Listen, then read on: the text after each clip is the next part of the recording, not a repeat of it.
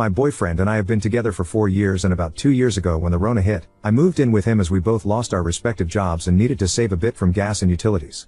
Since then I have found a new office job, and my boyfriend takes some odd jobs online, but he basically stays at home most of the time. My boyfriend has always been on the controlling side. He wanted me to cut all my male friends from my life. Hindsight is 20/20, I know, but in his defense, he also cut all contacts with women, or at least to my knowledge. My boyfriend has always been very adamant that he doesn't condone cheating, and even if someone else in his life was a cheater, he would cut them out of his life. The relationship has had its ups and downs. We have had a fair share of arguments, and a few months ago we hit a rough patch, but recently things were looking okay for a while, or so I thought. My boyfriend has become quite guarded with his phone lately, including hiding it if I look over his shoulder.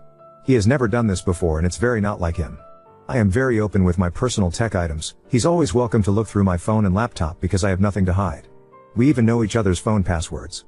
My gut feeling kept telling me that something was wrong, so when I got up for work this morning while he was still sleeping, I admit, I shouldn't have done what I did. I took his phone from the nightstand and checked out his conversations. My boyfriend has been chatting with a girl he met online, 25? I only skimmed through the last few messages as I didn't want him to wake up and catch me snooping, but they have been texting back and forth every day while I was at work and sending each other nudes. I was so shook and disgusted. I don't know when it all started, but I assume it's been at least a month, because that's when I first noticed the suspicious phone guarding behavior. Honestly, no matter how much I look for a solution, there's no coming back from this. I know I have to leave. I didn't confront him yet because I don't want him to try and persuade me to stay or spin it that it's my fault. I also don't believe in closure, so there's really no use in telling him that I know. Here's where I need advice. I have a place to move to and I have to move all my stuff. I don't want to have him damage my stuff to spite me or something. He has a history of throwing my possessions when angry, so I'll have people come help me move when he's not in the house. We have separate finances, so that's not an issue. The problem is, we have a dog. I adopted him with his approval when I moved in with him. I'm saying it's technically my dog since I do 90% of the dog activities. He rarely takes him out and I buy all the dog toys and dog food. Basically, he's the fun parent that gets only the pets and hugs. I know he loves the dog and the dog loves him, but I don't think he'd be able to take care of him and get up at 6 a.m. to walk him. My baby is also too used to the house and us, and he'll probably be stressed out if I move him. Should I take the dog with me without telling my soon-to-be ex, or should I leave the dog with him? Another thing I need advice for is, should I leave him a note or a message with any explanation? Update 1. So will now stand for significant other, which means my boyfriend. A few people asked for an update. It will be a lengthy one, so brace yourselves. One particular comment stuck out to me, that my pet doesn't know what's best for them and they could roll in literal shit and be happy, which really solidified my decision. As a preface, I'd like to apologize. I was paranoid that I could be found out, so I altered a couple of details in the original, one of which was that we owned a cat, not a dog. However, I was still doing 90% of the caring for the cat. On to the update. After reading all the comments and making the decision to take the cat, I called my best friend, her boyfriend and my parents to tell them I'm breaking up and discuss logistics. I also told them to not mention anything in writing on the off chances that So sees the messages. It took me quite some time to put everything in motion, 3 weeks to be precise, in which time I was doing my best to act like everything was okay while secretly moving some of my stuff to my parents' place to ease the final load. Finally, last Friday morning, best friend, her boyfriend and my dad came. We loaded up everything on my father's truck and left. The whole ordeal took 1.5 hours. I was honestly amazed how much stuff I managed to accumulate for just 2 years. I took everything that I paid for out of my pocket, including a monitor and a headset that I lent him due to his equipment breaking, and he never bought new ones. The only thing I left was a queen-size bed I bought shortly after moving in. I also made sure to log into X's World of Warcraft account to cancel his subscription, which was paid from my bank account. I left a note on his desk that basically said, "Do not panic, you have not been robbed." I just took all my stuff and left. I'm taking the cat with me because I don't trust you to take care of her properly. Do not call me, my friends or my family. We have already had the talk, so there's nothing else to say. Have a nice life, your ex. I didn't tell him I know about the cheating because at this point it was irrelevant. In retrospect, it was just the last straw on top of many other problems. But hindsight is always 20/20. I blocked his number and never looked back. Sure enough, he messaged me on WhatsApp as soon as he came back to the empty flat. The gist of the messages was that we could have done it the civil way, Lamau, and why did I take the cat this way? We raised her together and he loved her. He also tried to call 3 times but gave up soon after. I then blocked him on WhatsApp as well. The next few days were pretty uneventful. Yesterday, he showed up at my workplace unannounced. I was pretty annoyed but didn't want to make a scene in front of the colleagues, so I took a break and went out with him to the park across the street. Knowing him, he wouldn't just fuck off and leave me alone. He said he wanted closure and that I owed it to him after all these years. The conversation was mostly boring, so I'll highlight the important details. He said he wanted my monitor back and that he's willing to pay for it or trade me his new one, which is better but wasn't with the same curve that he was used to. I told him that I like my monitor and tough luck. The best part is he went out, bought a new monitor, set it up to play WoW but realized that I also took the headset. He then asked his mother to buy him one and she bought headphones without a mic. Pity. He asked to have the cat back. He offered me money, offered me all his crypto savings and even offered me 60k gold in WoW, Lamau. I told him some things can't be bought with money. He then asked to co-parent and when I said no to that too, he asked to at least say goodbye to her in person, also denied. I brought up that I'm the cat's primary caregiver and he can't even clean her shit. He replied he could when push comes to shove but didn't since I was doing those things anyway, despite him being in the flat almost 24/7. I also pointed out that if he really loved the cat that much, he'd want the best for her and to be with the one who takes care of her, instead of wanting to keep her for selfish reasons. He kind of agreed on that. The most baffling part, he offered to pay me to go grocery shopping together. We used to that all the time when we were together. I pointed him to a couple of sites where he can buy groceries and have them delivered. He said it was too much work. I told him to adjust and evolve. He also apologized one too many times for hurting me, to which I replied every time I wasn't hurt, I was just disgusted and cringed at the conversations I read, to which he got offended and mumbled that it was private, you know. Not once did he mention the side chick, even then he didn't have the balls to admit to the affair. In their messages there was a recurring joke that if he comes to the hotel where she works, they'd have to fuck in the janitor's room. I brought her up a couple of times, told him I wish them both the very best and since I left him the bed, he doesn't have to worry about fucking in the janitor's room anymore. He asked to be friends multiple times. I told him, also multiple times, he betrayed me and he's a pathological liar and I don't want to be friends with a dishonest person. He legit couldn't comprehend how his dishonesty impacts a potential friendship. He said he wanted to tell me he wasn't committed to me anymore but couldn't bring himself to do that. I pointed out the hypocrisy of him blowing up at me for platonically talking to male friends online but he cheats the moment a semi-attractive woman comes his way.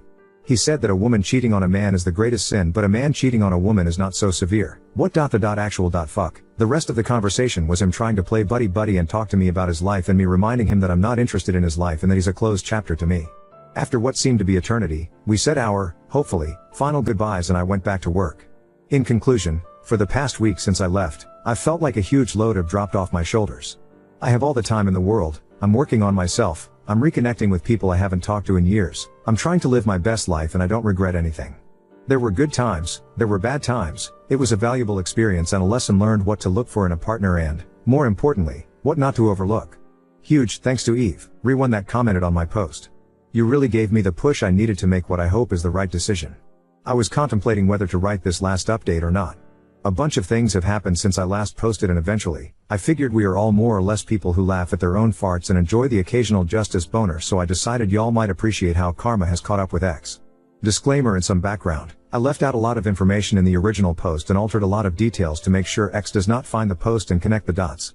Our real ages are 28, him, 33, me, and 34, side chick. X and I were together for almost 7 years, not 4. X had a chronic disease, nothing fatal if threaded, very manageable and a lot of people with the condition can work. He was of course using it as an excuse not to work, even online work, and mooch off me. We lived with his mother who was supporting his narrative that he is too sick to work. X was abusive, first only verbally but it progressed to physical abuse. I omitted most of this information in the first post because I wanted an unbiased opinion whether to take the cat or not. Even though the cheating was the last nail in the coffin of our relationship, I was actually contemplating leaving him for almost a year before the actual fact and on occasions where he ramped up the abuse. I will withhold giving examples for the time being because the topic might be traumatic for some readers. My last update ended with X coming to work to offer me pixel money for my cat. This was in August 2022, I vacated his flat at the end of July. I thought everything was said and done and I would not hear from him again. Spoiler. I was wrong. Since the breakup he has messaged me about every 3 months on Discord for various bullshit, like how he lost his best friend or asking for photos of the cat. I didn't block him on there in case either of us needed to exchange items we forgot at our respective places. Sometime in March I found out by chance that he's still using my old League account. He has been banned on 3 different accounts for toxicity. I gave him the password while we were dating but I did not think he would have the audacity to continue using it after we broke up. The kicker is, all it would take would be to ask me to use it and I would have no problems with it. It really rubbed me the wrong way that he could message me with his woe is me crap on 4 different occasions but conveniently forgot to mention that he is still playing on my account. I wondered for about a week whether to let it slide or to just change the password, then he contacted me again about wanting to ask me something. I shot this down and reminded him that I explicitly told him not to contact me. He said okay. This lasted for a fortnight until he messaged me again, saying that he will ask his question regardless.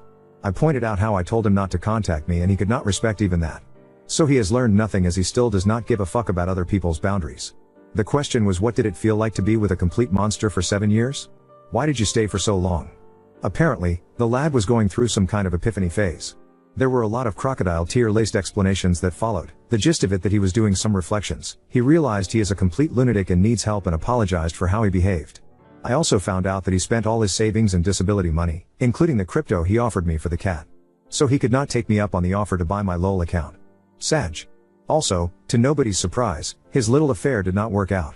I did not ask for details, but what he said was, I think I finally met a person who is more sick and broken inside than me, which is quite an achievement.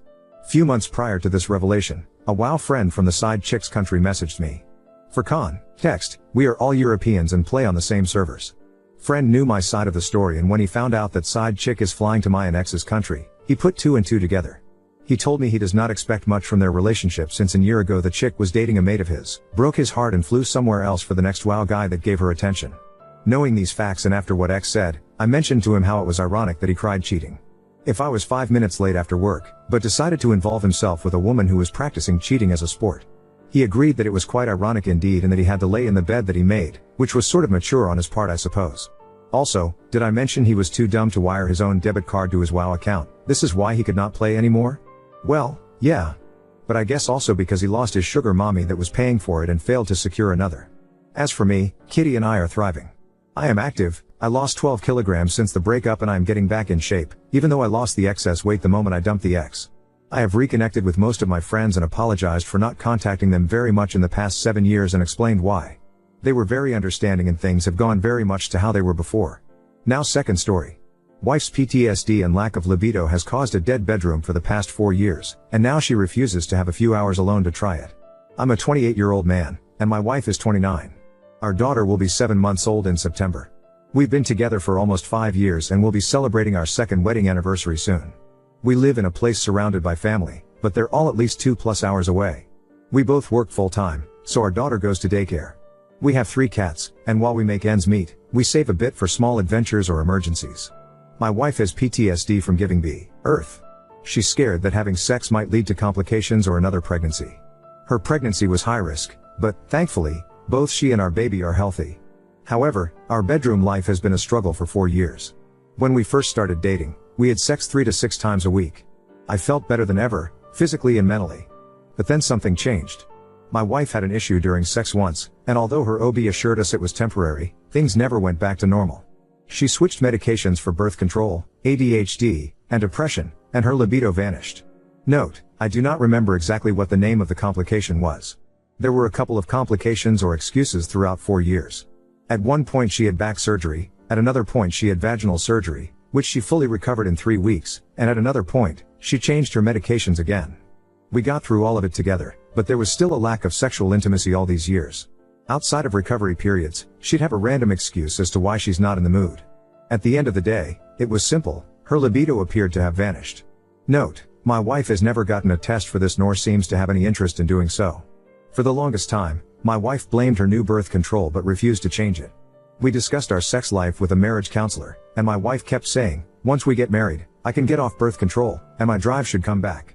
I asked for a couple of months of frequent sex before trying for a baby, but she always laughed or rolled her eyes. Our counselor suggested I masturbate, but it didn't help much. After we got married, we had sex twice in the 2 weeks we were off with just the 2 of us. At one point, we were stuck in a hotel during our honeymoon due to a hurricane, but she wasn't in the mood. I felt incredibly insecure.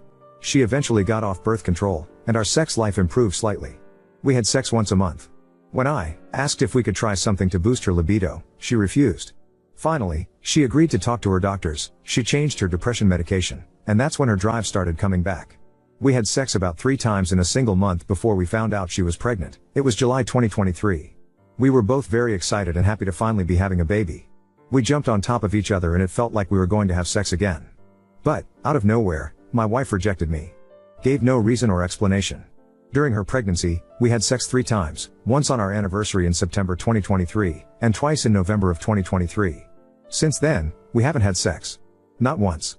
There were several times she'd tease me as if we were going to, but never did. It's been 8 long months now with no changes, and it'll be 10 months when we reach our wedding anniversary in September. Last weekend, we were on a road trip listening to the Two Hot Takes podcast. There was a story about a husband with a dead bedroom for 3 years. My wife noticed I was getting depressed and put her hand on my shoulder. After the story, she assured me she loved me but needed time to recover from her PTSD. I was frustrated as I know our bedroom has been dead for way longer than that. I had brought up I wanted us to go to counseling, but she almost immediately changed the subject. A few days later, I brought up our wedding anniversary.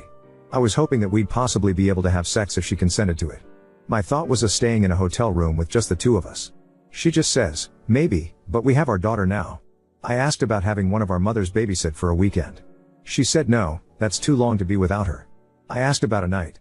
She said no, she doesn't want to sleep without her in the room yet. We have before, but we were in the house and one of our mothers had her with them. I then asked if we just have a few hours by ourselves in the evening, when we leave to go back home to our daughter and we just have a few hours in a hotel.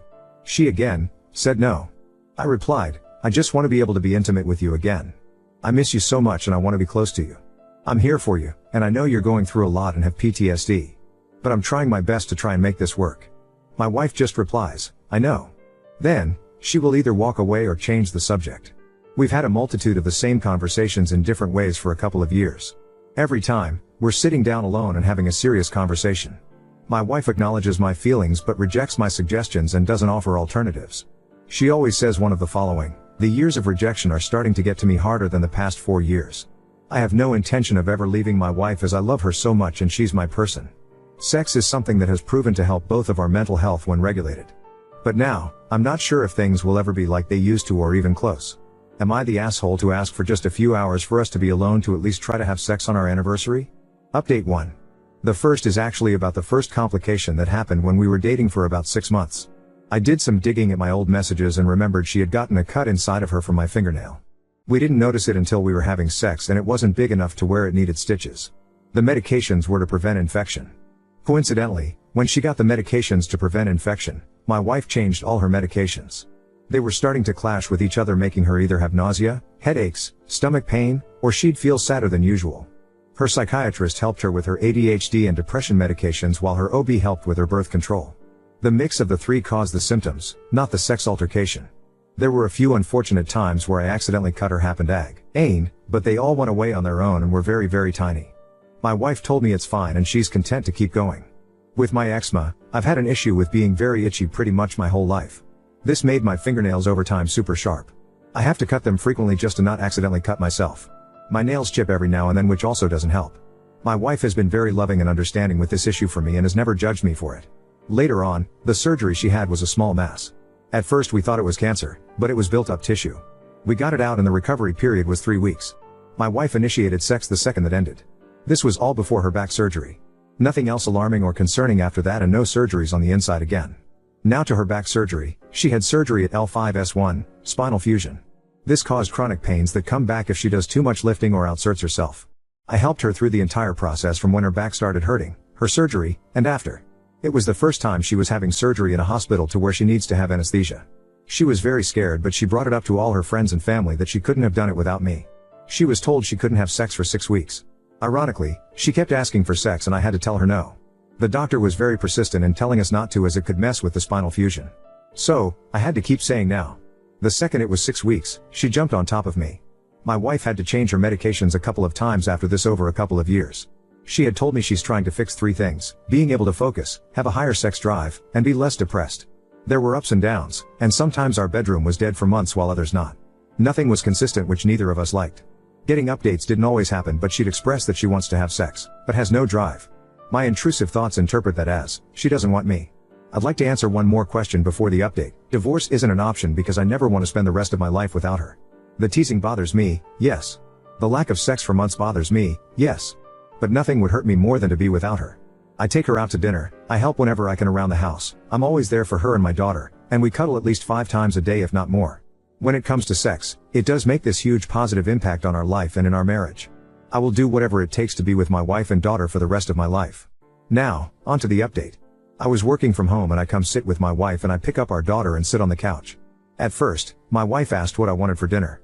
I was asking about what food we had, and she said she wasn't sure, so I checked. It dawned on me, the Trouble in Paradise? THT episode, Be Spontaneous. I told my wife, I'm going to take you out. I'd like to go on a date with you. She blushed and smiled, and got very excited. We got dressed and we went out, but I didn't tell her where we were going. A couple years ago, our favorite Mexican restaurant had closed down due to a fire. It had a special meaning for us. It was the first place we had dinner when we moved in together. The restaurant had just reopened, and I took her there as a surprise. We had a lot of fun.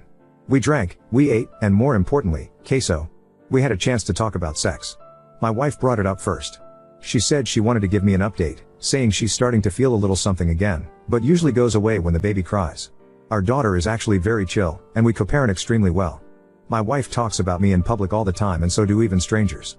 I get compliments about how great I'm doing when in reality I have no idea what I'm doing. Anyways, I told her I had made a decision about the vasectomy and how I want to go through with it. She asked if I was sure, and that I don't feel like she's forcing me to. I said she's not. I said right now we need sex, and if we end up having another one it'll be in 5 years or more. She asked if I'm sure as there's a chance it won't be reversible. I told her that it's okay if it doesn't because we will find a way to have another one if we're financially able to. We have a plan. I have a doctor picked out and my insurance looks like it's covering most of it and within our budget. As for timing, we're looking for ASAP.